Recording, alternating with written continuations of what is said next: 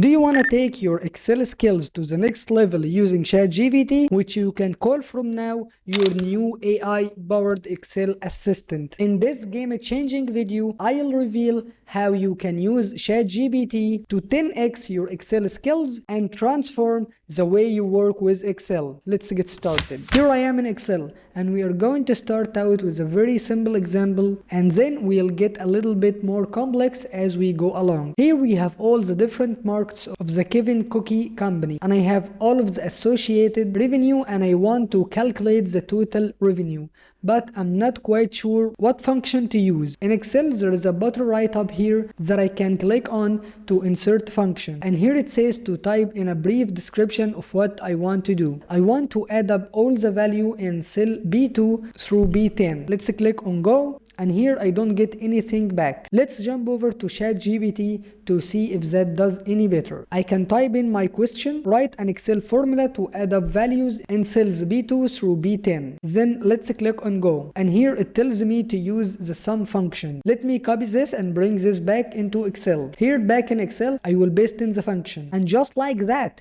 I get the sum of all the revenue. That's the exact function that I wanted. Let's get back to ChatGPT, and one of the neat things about using this is you can have a conversation with the AI. So here I see the sum function, but maybe I want to understand how does this work? What is all of this about? Here I'll type in, can you explain how this function works? And just like that, I get a very detailed explanation of how the sum function works. And here I even see an example where I could sum up two separate ranges. This is really helpful. Back in my workbook, here I wanted to calculate profits, the revenue minus the cost. Let's see if ChatGPT can maybe help me with that. Down below, I will type in my question. Write an Excel formula to calculate the profit, the revenue in the cell A2 and the cost in the cell B2, and here I will click on go. And here it looks like it tells me the formula is A2 minus B2. Here I can copy that and I can look through and read the rest of the response. Here it also shows me that I could use sum.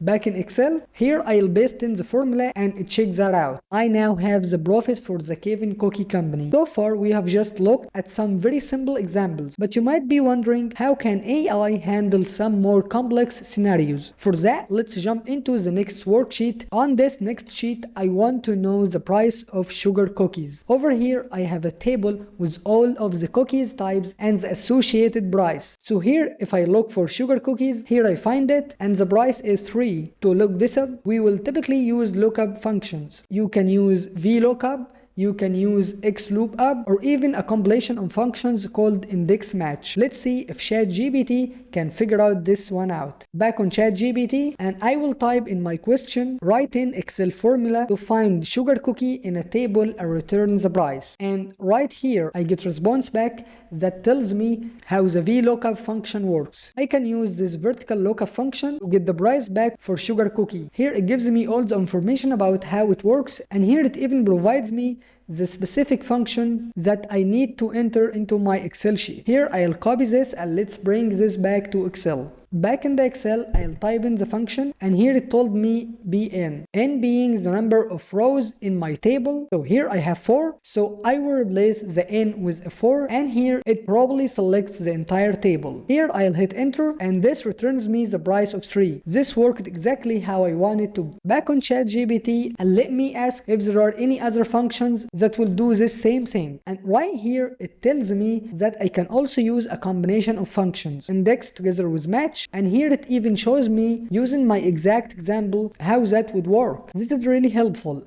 Back in Excel, let's now try another example. Here I want to extract the first name from this email address. Now I could use something called the flash fill. Here I could type in the first name, hit enter, and here I will go back and select this cell. You can go up to the data tab, and then right over here there is an option called the flash fill. You can also press the shortcut key Ctrl E. When I click on that, that will copy this pattern all the way down, but I might need to know what is the formula or the function that I can use to accomplish this same exact thing. Let's jump back to ChatGPT. I will type type in my question. Write an Excel formula to extract all the text before the add character in cell A2. Here I got this set of functions. I can use the left function together with the find function. I'll copy this and let's bring this back into Excel. Here I'll highlight cells B2 through B5 and right up here I will paste in the function that ChatGPT recommended. I can now press Ctrl together with Enter and that will paste this same function into all of these different cells and I get the exact same results. You're probably starting to realize that this AI is pretty smart and powerful, but we're only getting started. Let's click into the next sheet called unique count, and this is always something that's been a little bit of challenging in Excel. Here I want to get a unique count of all the cookies types that we sell here at the cookie company. Now we will see that there are some duplicate entries. Here I have chocolate chip again, and here another chocolate chip. I just want to know how many unique cookies do we sell. So for that, let's jump back to ChatGPT. Here I typed in my question,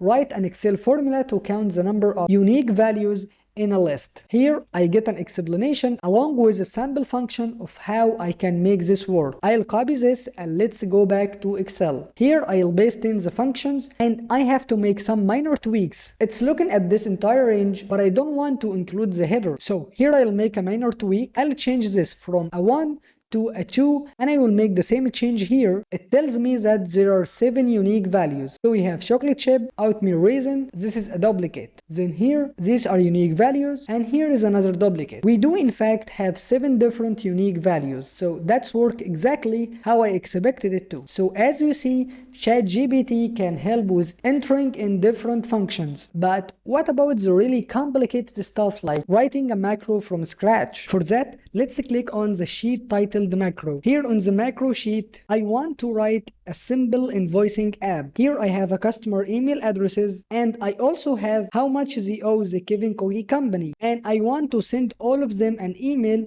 with the amount due. First, we need to enable macros. Let's go up to the ribbon up on top and you can right click here and then select customize the ribbon. Over on the right hand side, let's make sure to check the developer checkbox. Then click on OK. And right here, there are a new tab for developer. Let's click into Visual Basic. Then let's go up to Insert and here I'll insert a new module. Here on ChatGPT, I'll type a command. Write an Excel macro to send emails. Use the following subject. Kevin Cookie Company invoice. Use the following text. You owe the Kevin Cookie Company X. Take the value X from column A. If I jump back into the Excel sheet, here we see the amount due is in column A. I'll go back to ChatGPT. Send it to the email address listed in column B. Here back in Excel, we have the email address in B. Let's now see what ChatGPT pulls together. Here, I'll click on send and look at this. It generated an Excel macro that will send out emails using my subject and all of the body information. This will use both Excel and Outlook. Right here, I can click on copy code. Down below here, I can see an explanation of how this macro works. And there is also a note telling me that I need to enable the Outlook object library. So I'll make sure to do that before I run this macro. Let's go back into Excel. Back within Excel's Visual Basic Editor, first let's click on Tools and then References. And here I can confirm that the Microsoft Outlook object library is enabled. Here I will click on OK. Next, I will paste in all of the code from ChatGPT. Now, I looked through all of the code and I found one issue. Here it looks in a column A from the email address, but my email address is in column B. So I need to update this reference. I will click on Save Up Above